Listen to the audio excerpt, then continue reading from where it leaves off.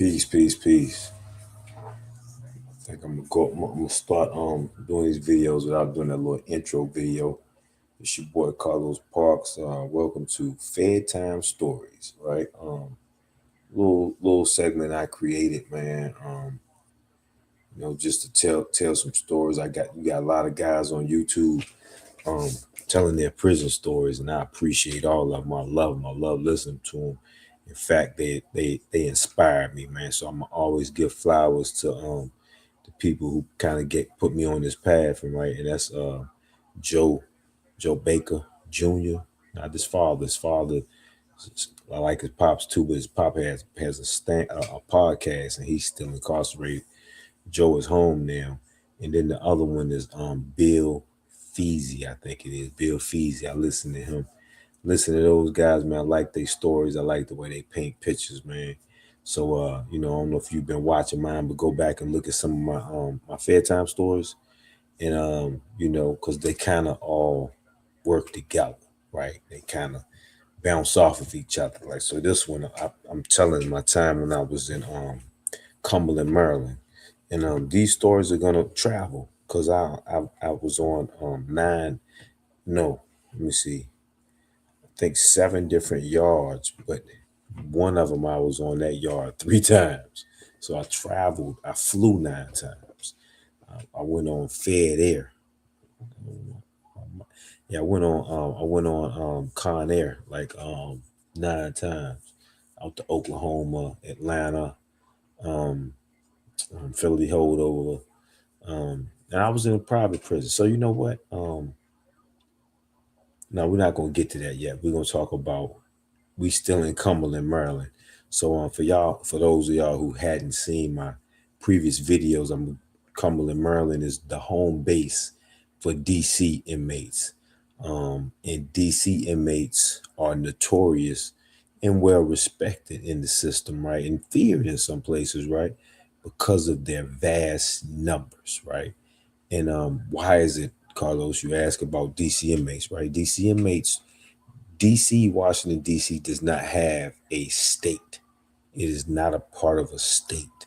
So therefore, anyone charged in DC, who catches a charge in DC, that charge automatically is served in federal prison, right? So that means burglary, um, petty theft, auto theft, anything you get time for over a year, you go into federal prison to go serve it in DC because they don't have a state system.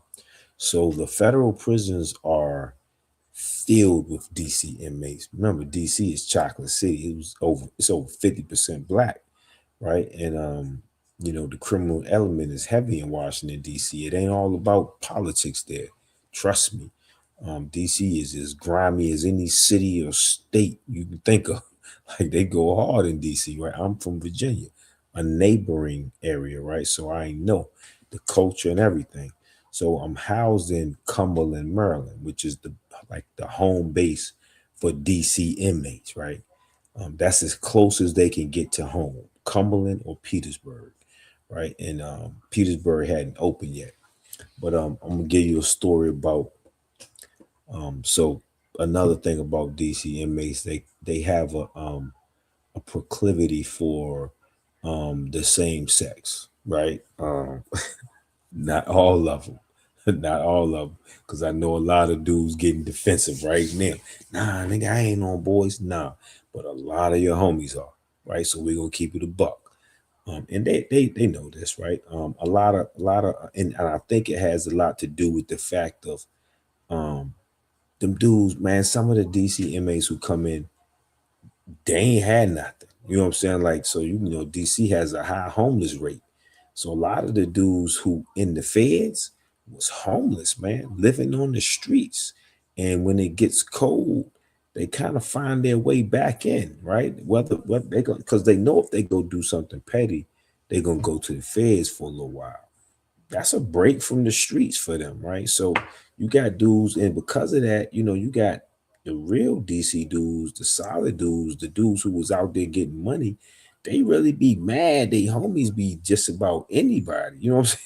So you got dudes in there breaking in the lockers, stealing, just doing they doing a lot of still robbing, yeah, robbing niggas at knife point, um, because these dudes don't have anything. They don't have anybody sending them money or none of that, right?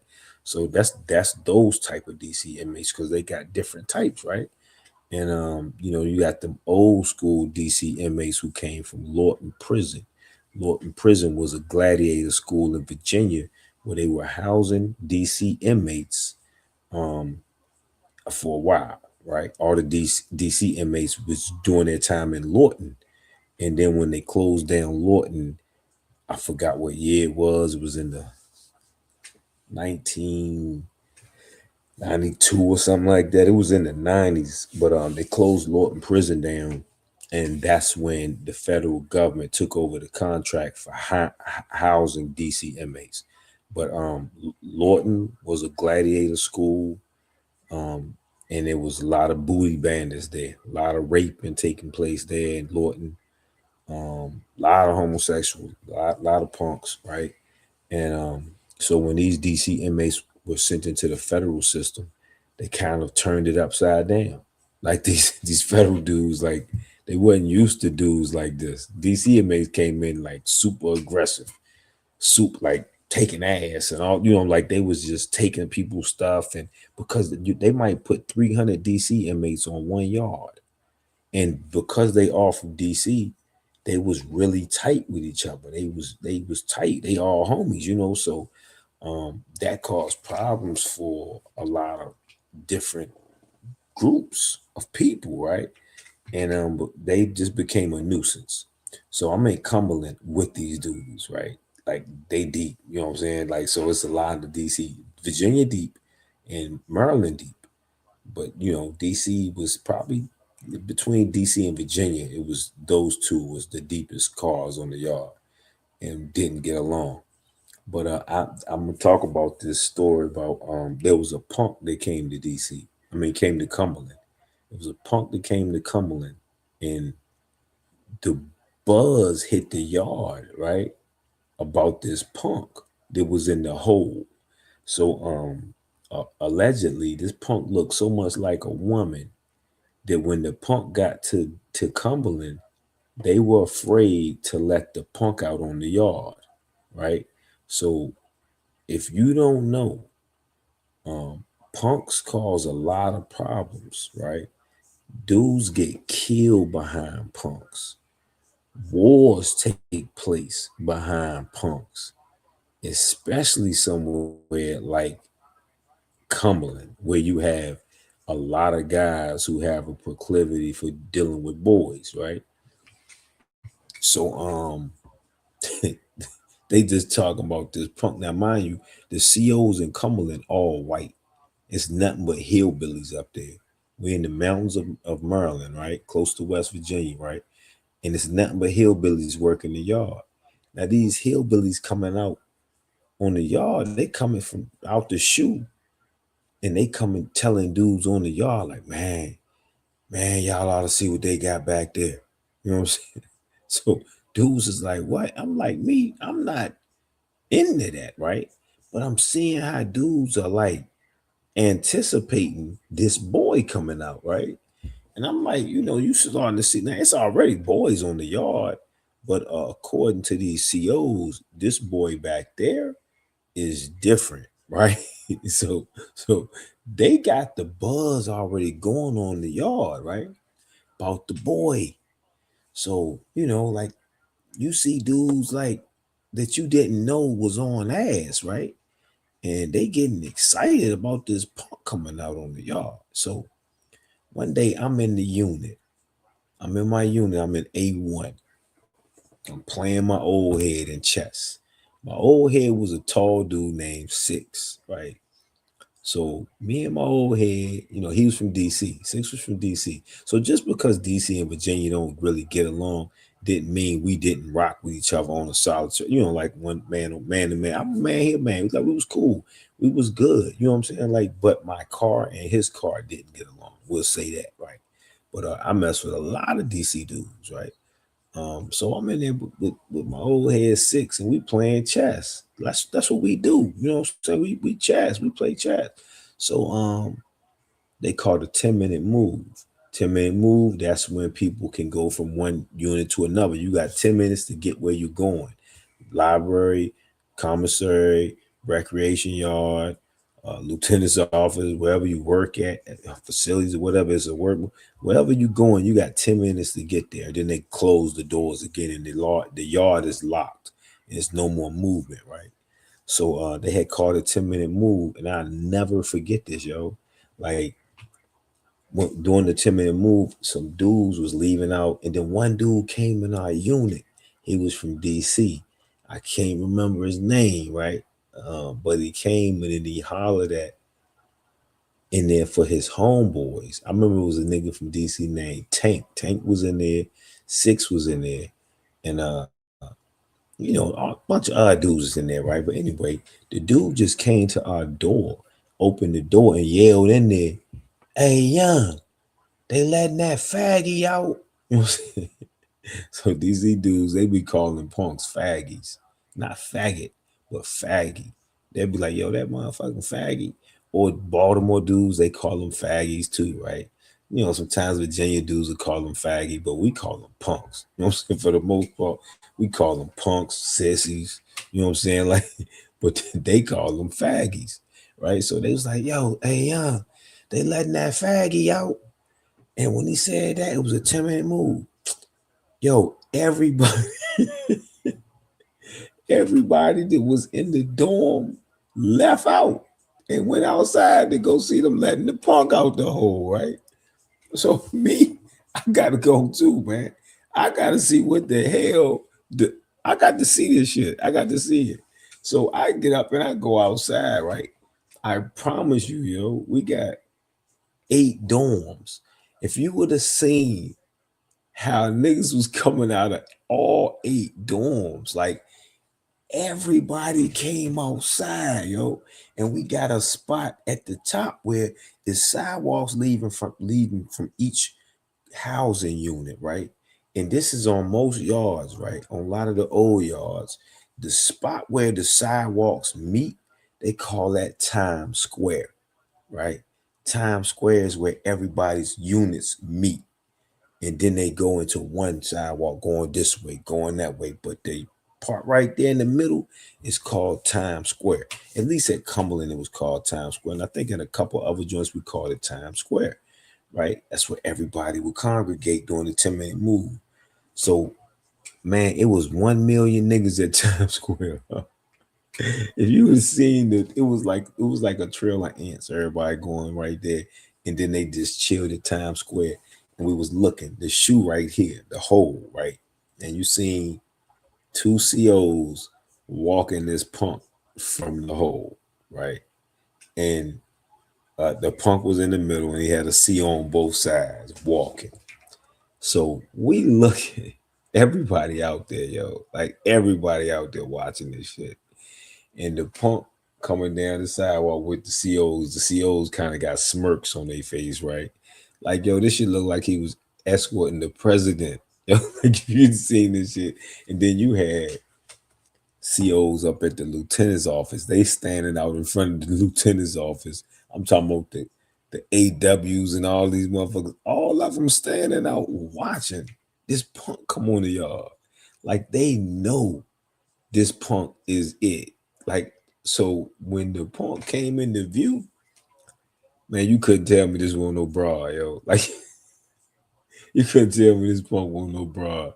This punk body was like delicious. If you seen Flavor of Love, remember Delicious? That's how this punk was made. I promise you. But he ain't had no like long hair and all that, right? So I'm shocked, yo. I'm keeping it a buck. I'm shocked. Like, how did they make this dude look like that? Like, how is that possible? Like, every surgery this punk could have had, he had these up top, he had that down there. You know what I'm saying? Like, no waist or none of that. Looked like he had a tummy tuck and a Brazilian lift and all that in one. So this is what came on the yard. And I promise you, yo, this punk hadn't even made it to Times Square. And it was dudes running up to that punk with bags full of groceries, yo. Bags full of groceries. Yo, Slim, what you need? What you need? I got you, Slim. I got you. Everything. I'm talking about these dudes were putting their shit down, like taking bags full, like hundreds of dollars worth of commissary in a laundry bag to the punk. One of the dudes got sneakers already for the punk. What size you wear? I got a 10 and a half. He had like 3 pair of sneakers. You know what I'm saying? Like brand new. Trying like this is how they was trying to win over this boy. Like they got money and they want that boy.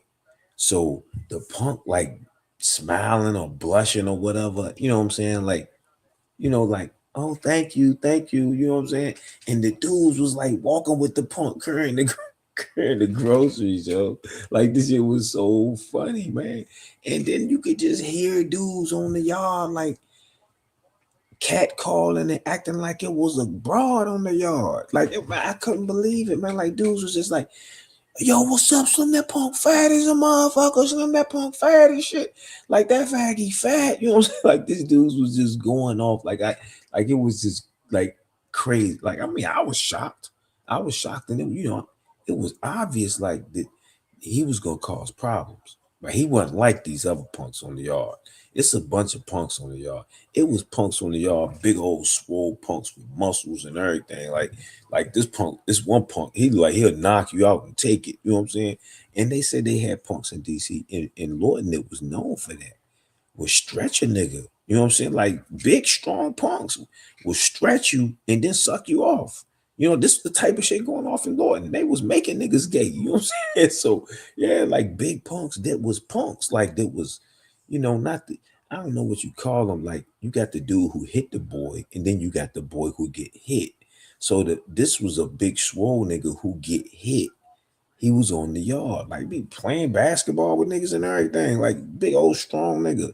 But he liked to get hit and he liked to do what girls do. You know what I'm saying? So that was Cumberland, man. It was weird, yo. So when this boy came, man, like I saw it coming. I saw the writing on the wall.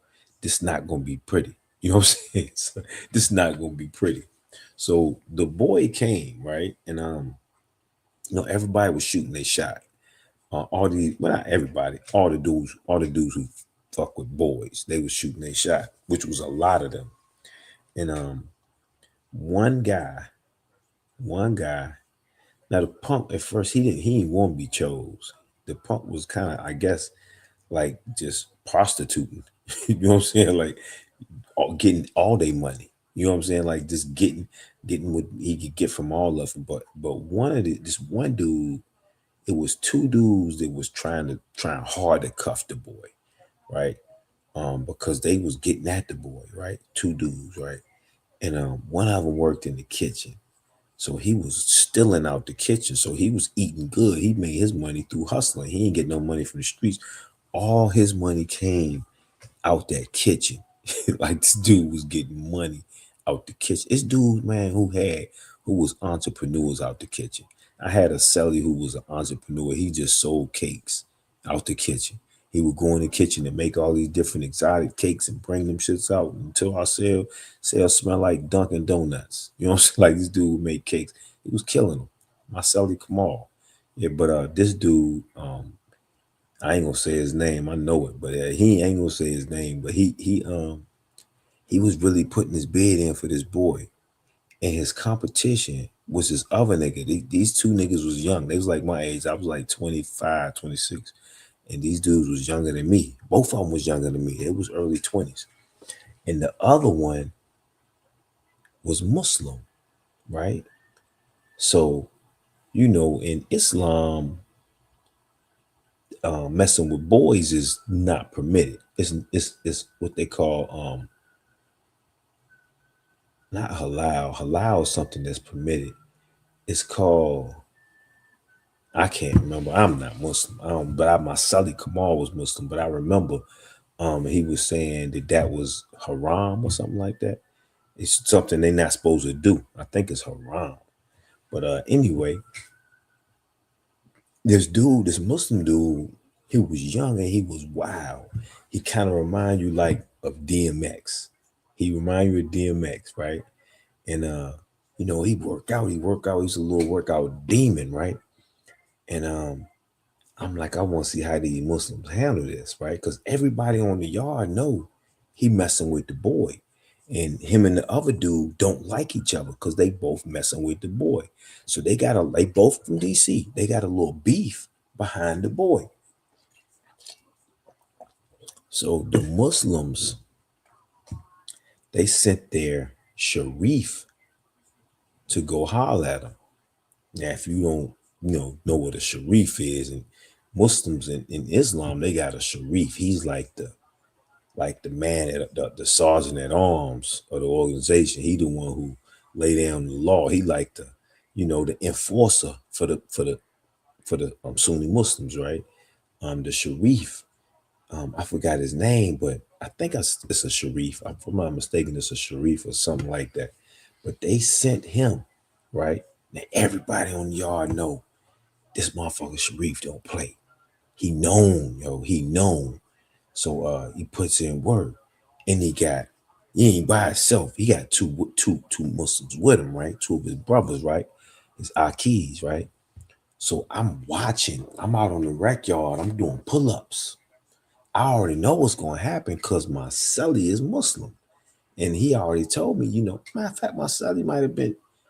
Nah, he wasn't the Sharif at this yard. He had been the Sharif before, but he told me what was gonna go down. You know what I'm saying? So I'm on the yard. I'm peeping. I'm doing my pull-ups. I'm watching, and I see them roll up on dude, and they roll up on him like, "Yo, what's up? Let me holler at you real quick." And this right on the yard. Like in the morning, people working out because dude used to work out, right?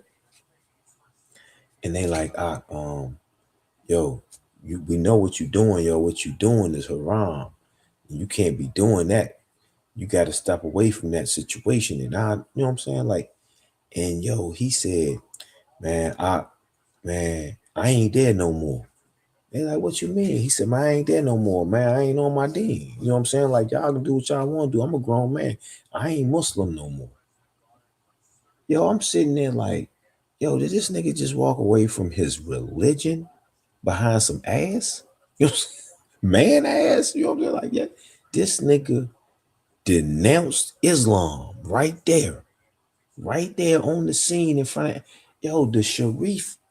Like they coming thinking they gonna have to lay down law, right? But they can't do anything if he denounced Islam. And that's what he did. You know what I'm saying? He stepped away from the deen. And I'm like, this was the biggest news on the yard, but what's even bigger than that? This dude was messing with a chick on the yard. He had booked a chick, a big fat white chick, worked over in the library or chaplain. She worked in the chaplain's office, right? So at the time, this is crazy. At the time, he was hitting this chick working in the chaplain's office. Another dude on the yard was hitting the chick too. The other dude, now, if anybody from Cumberland hears this story, they know all the players, right? But there's one player, I will say his name. I will say his name. Dude from Detroit. They called him Fall Down Brown, right? Detroit, Ohio. I think he's from Detroit. But Fall Down Brown was known for falling down.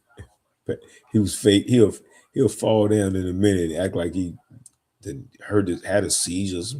I don't know. He was just known for falling out, right? So he used to fall out so much we called him Fall Down Brown, right? And he used to play softball and shit too. He was a funny dude, but he's a big dude, kind of chubby. You know what I'm saying? Like he worked in the chaplain's office because he was a Christian.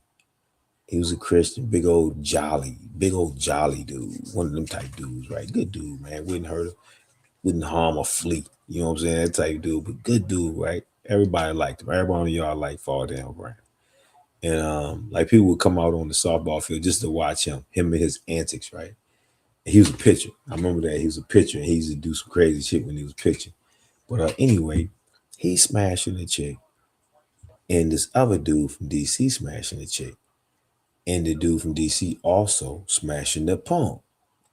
So Fall Down Brown is like, man, shit, he fucking a boy, and we both hitting this girl. He said he could get his woman AIDS, and then she gonna give it to me. You know what I'm saying? So this how Fall Down Brown thinking. So he tell the chick, Boogie hitting the boy. You know what I'm saying? Boogie mess. Oh, I said his name. Shit. I said his name. I didn't even mean to say his name. But anyway, he said, man, he hitting the boy, man. You know what I'm saying? So now Fall Down Brown and old boy Boogie about to get into it because he done told the chick he hitting the boy. Fall Down Brown like, nigga, you hitting the boy. What I'm supposed to do? Let you keep hitting the boy and we both hitting this chick so you can give me something? So, you know, that almost they almost crashed behind that, right? Because he told the chick that he was hitting the boy, right? So she cut him off. She cut him off. Now she's a big old sloppy white woman, right? Like she ain't nothing. But when you locked up in the feds, man, pussy is a man. They all the same. You know what I'm saying? Like, can I say that on this? I don't even know if I can say that on here. But this, yeah, a twat is a twat, right? So he had real twat. He gave up real twat for a dookie shoot. That's what this dude did. He gave up real twat. You getting something real, a real woman, and you would rather have a dookie shoot. A dude. I mean, like, dude got something. He got the same thing you got. But yeah, that was one of the things that went down when I was at Cumberland. And it's funny how this boy came on the yard and changed everything. He changed up so much, man. He had the other punks coming out the closet that we didn't even know was punks. Punks jumping up out of everywhere, all because Trina Boo came on the yard. These punks they made skirts. Trina Boo got with this other punk from Ohio, and that was his sister girl or whatever, right? They would walk around on the rec yard. They would, go to rec yard, regular clothes. They get out there, they got these skirts they made in the unit. They would put their skirts on and go play handball or tennis, or I don't know, they were playing something on that wall. I think it was handball. They would go play handball or racquetball. They would go play racquetball, like two women out there playing racquetball. Like if you would have seen this, like this all happened at Cumberland in like 2002, 2001. But yeah, well, I appreciate y'all for listening in on my Fair Time story, man. Tune in, go follow me on YouTube. You get this and more. And I probably try to produce something every week and release it. But with that, I say peace.